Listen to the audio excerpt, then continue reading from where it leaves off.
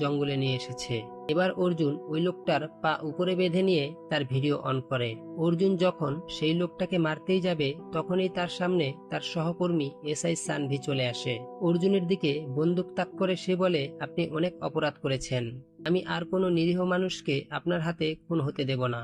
আচমকা সানভিকে দেখে অর্জুন কিছুটা অবাক হয়ে যায়। এরপর সে সানভির কাছ থেকে বন্দুক কেড়ে নিয়ে তাকে একটা চেয়ারে বেঁধে রাখে। সানভি তাকে নিরীহ মানুষদের খুন করতে নিষেধ করে।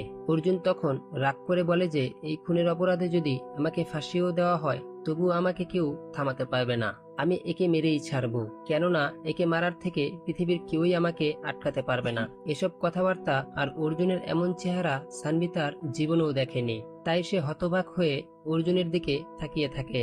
এখন তোমাদের মনে প্রশ্ন আসতে পারে যে একজন পুলিশ অফিসার হয়ে সে কেন এরকম নিরীহ মানুষদেরকে খুন করছে, কি তার আসল উদ্দেশ্য।